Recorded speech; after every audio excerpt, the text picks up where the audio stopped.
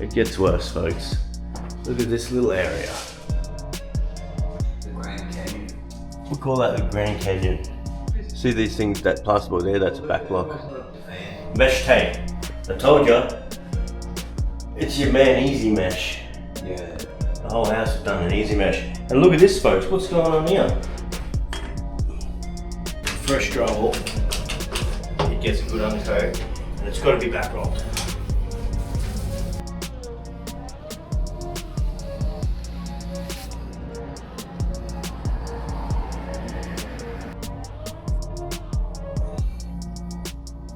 This here is a park, and a lot of homeless come here to stay. Holy. It's gonna go something like that.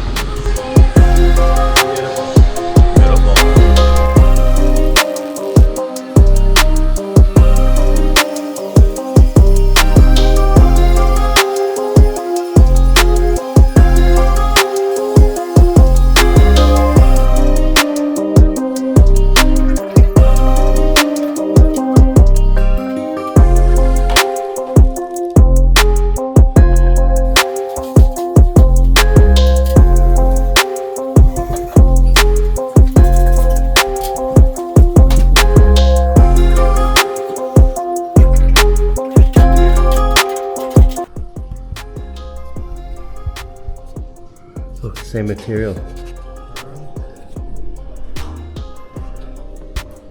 People often ask, why the big gap?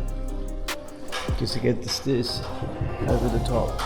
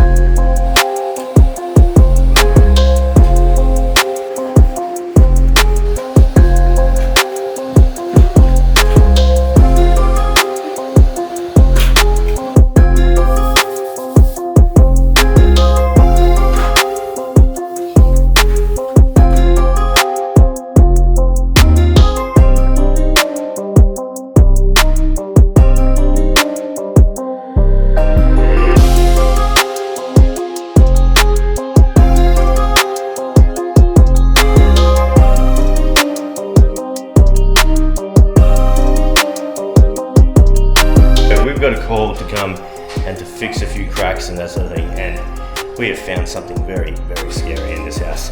Let me go and take you for a look around to see what's wrong here. Just look at these ceilings. This is really terrible. You got screws popped. You can see every recess joint. You got cracks. I'd say that is that crack, I reckon it looks like a mesh tape. I just know it. While we're here, look up into the ceiling. No insulation. Was back block though. Was it? Yeah. No. Was back blocked. See these things, that plasterboard there, that's a back block. It wasn't applied properly. Maybe the glue was dry. But you can even tell, look, there's no sarking, roof sarking, no insulation. So this board just got cooked. You can even see this access panel's warped. So I'd say... Humidity, moisture? Yeah, humidity, moisture, heat, condensation, everything. But look at this. Even the access panel lid, which is made out of 10mm plasterboard, is curved. So everything's gonna curve. I'll show you around the house. I did say this is no quick fix. This is no patch job. Look at this. You got an expansion joint in here that's cracking either side. Good, Chris. Yeah. We'll go through here. Screw pops. Boom, boom, boom, boom, boom. Boom. But we're gonna have to replace these ceilings. Look at that. It gets worse, folks. Look at this little area. The Grand Canyon. We call that the Grand Canyon. And you can even see below these cracks, your tiles breaking here, that sort of thing. Look, screw pops everywhere in here.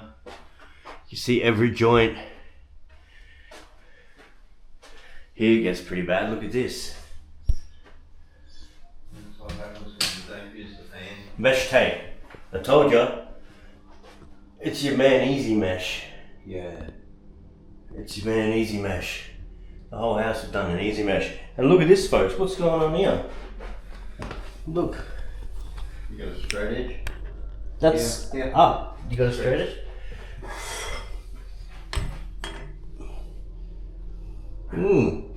Proud.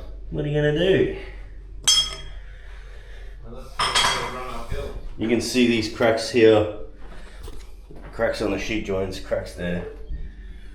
Not very pretty.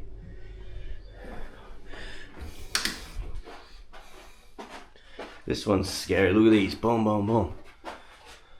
They were fixed in the sort of correct way in saying like screw there, screw there. Yeah. Back in the day, they just used 2 screws in the middle, and then it would sort of sag. So like that's done right, but no insulation. House is moving. It's backblock. Yeah, they're held together, but they sag. And Yeah. Some haven't held together though, but Everywhere you go. and that should have had an expansion if that's crap on that. Yeah, so you got to write it up room by room. Well, we're just going to say all rooms. Yeah. And here. The breakdown. Doesn't get much better. And you need to insulate. Because that condensation, you know, every morning, the underside of the tiles probably drips the water onto the, straight on the back of the plasterboard. Then it gets cooked during the day. It gets so hot in there as well. Anyway, I just wanted to show you what we're dealing with here. So whether this is fantastic. And this was a rental, they've just moved out. So now's the time if you want to fix it up. You can't rent it like this. But you can't. Anyway, that's the video. And we'll head to this other job and I'll show you some nice handiwork that we did. We just got to go back and paint. No, I'm going to close you in there. Oh yeah, alright, good idea. Yeah, good. Now this is our second little task of the day. This is a ceiling we did the other day, remove and replace. Got it up and down in about 3 hours. It's all set. Cornice, a few tricky things like that. Painting the ceiling out, painting the walls. Now you gotta make sure fresh drywall, it gets a good undercoat, and it's gotta be back rolled. If anyone says you can just spray it and not back roll, well, you're wrong. You're wrong.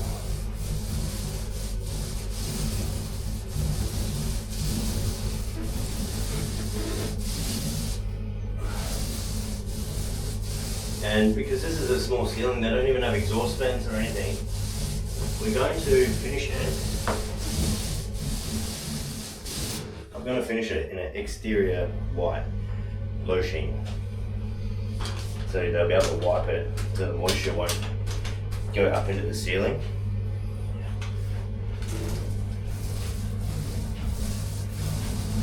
Oh, sorry.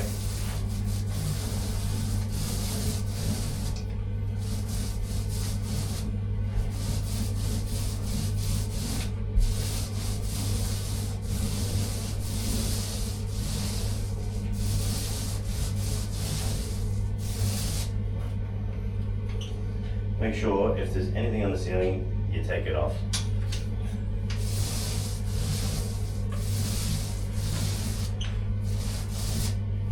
Why I always back roll, especially after spraying, is it evens everything out to a consistent finish. I think the main thing is to lock it in. Yeah, to push it into the surface. And then number 2 is even texture. Yeah, even texture. So that's it, that's the undercoat. Show you how fresh it looks. A little bit tricky that bit of cornice there, but that's it. Even texture. Okay. Alright, I'm going to show you right at the end when it's all done.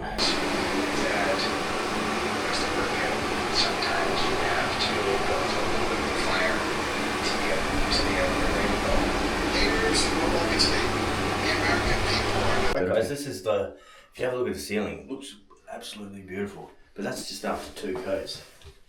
So now, put this last coat on, and like I said earlier, this is, I'm using exterior low sheen white, and that's because there's not a lot of ventilation in here, and we want it all sealed up, so we're giving it a full 3 coats, as you should.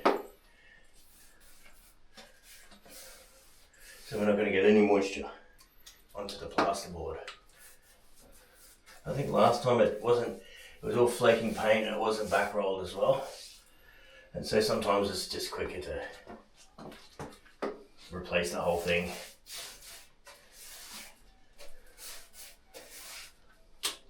And when you're using low sheen in an area like this, when you cutting in is when you use the brush around the outsides. You want to be rolling it while it's wet. You want to keep a wet edge.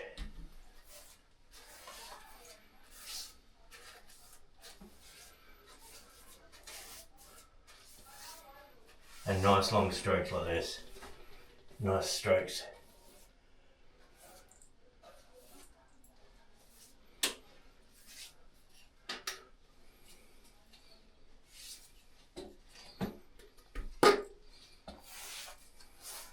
And then all we need to do, wait for it to dry a little bit, and then we're going to paint the wall. So we'll probably get our vacuum and vacuum all of these areas, and then get the wall color out while it's drying. And then really you just have to wait for this to dry so you can cut it in.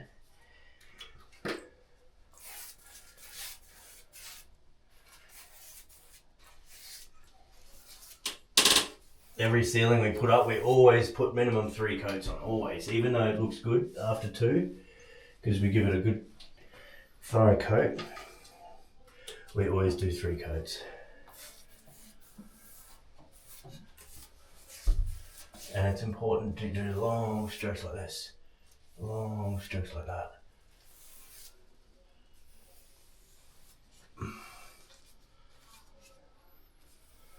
Leave a beautiful finish. That's how you get nice corners. Alright guys, I'll show you when it's all done, okay? That's it.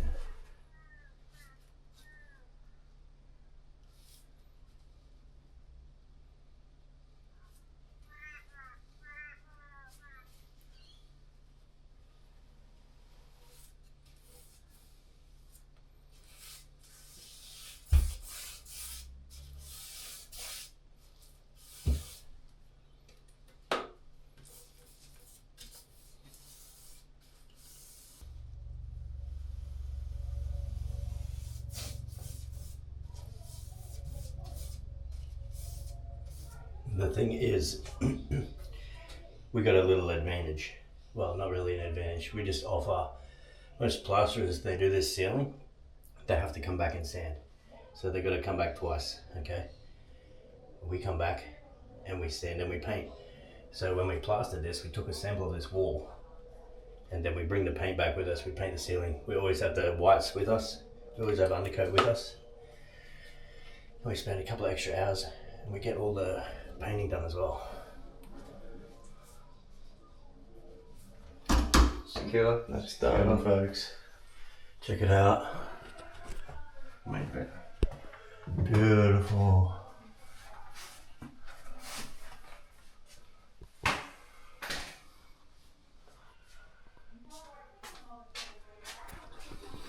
Alright, now we're heading not too far from here. We've got to get on a ceiling and paint the edge of a gable.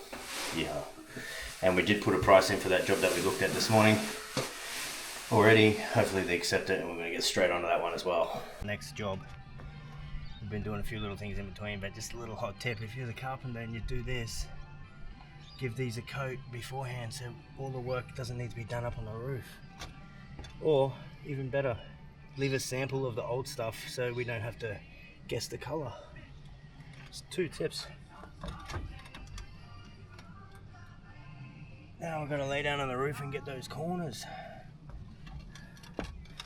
You know? Look what we've got to do the whole way along.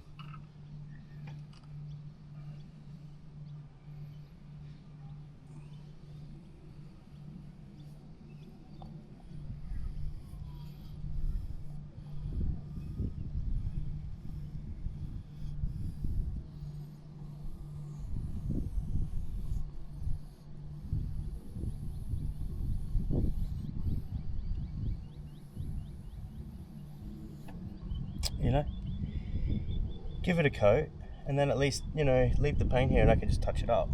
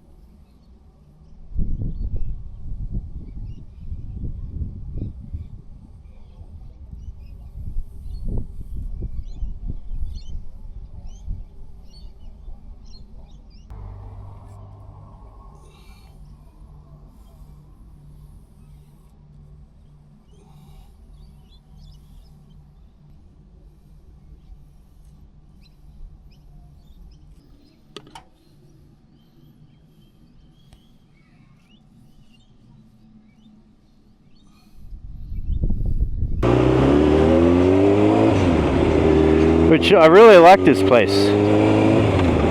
It has some old pubs, like 100 years old. Alright, Beanley Customer Service Centre, that's where we're going.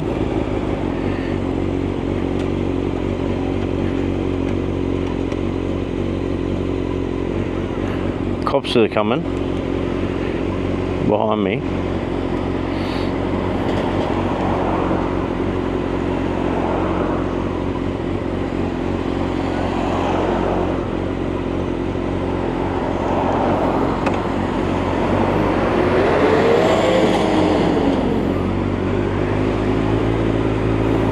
And same cops that come out of the park, because when we left I looked in the rear view and there were people coming.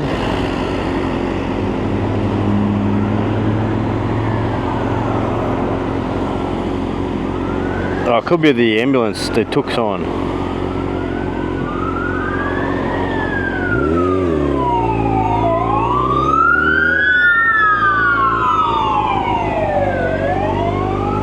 Oh, they're not after me.